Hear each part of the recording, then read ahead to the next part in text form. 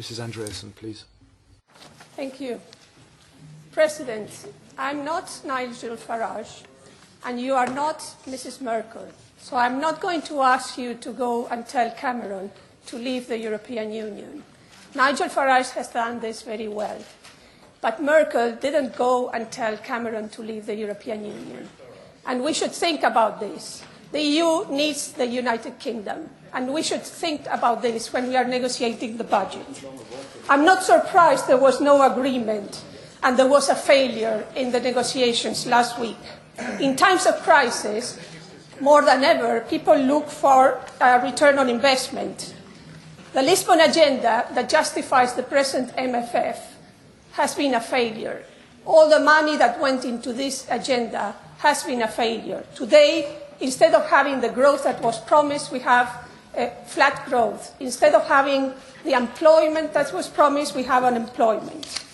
However, the European institutions refuse to assume responsibility for this.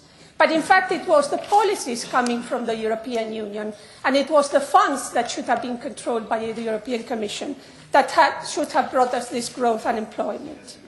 On top, the European Court of Auditors for the 18th year in a row have refused to clear the budget. They are telling us the money has not gone to the right people for the right purpose.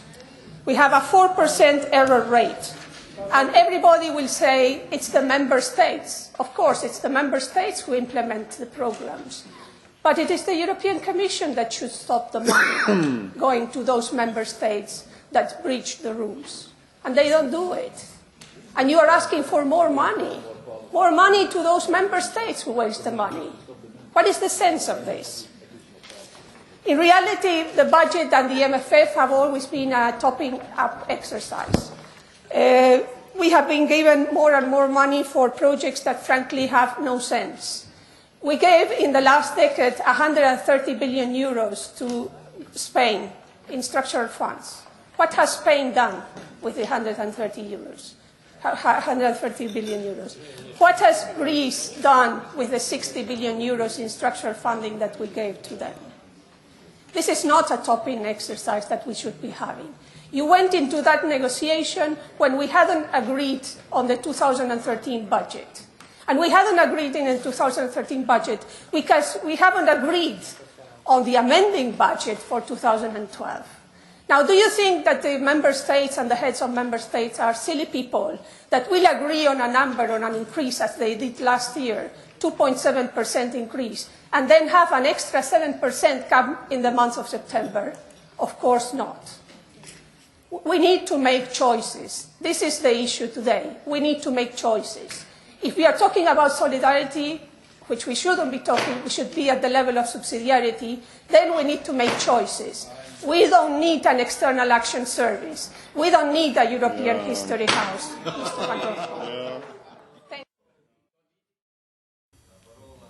Thank you. I now give the floor to Mrs. Andreasen.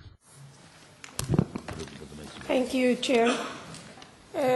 I would like to tell Mr. Barroso that he was very worried about the bashing outside the meeting rooms. But whenever somebody says a comment that is not in line with your thinking, you call us populists. One thing is equal to the other, so you should refrain to doing this in the line of what Mr. Van Rompuy is saying. The auditors present facts. It's not populist comments. This is factual evidence. Major and Blair were too generous, probably. But now the people in the UK have seen that the money doesn't get to the people for the right purpose. So they don't want to give any more money. It's the end. We have done it. The Commission, the Parliament have done this. We have allowed these funds to go anywhere, and that's what you get. People won't put any more money. They are suffering cuts themselves. And let me tell you, own resources will not improve the problem. It will make it worse. The negotiation will go away, and the control will go away. It will make it worse. Thank you.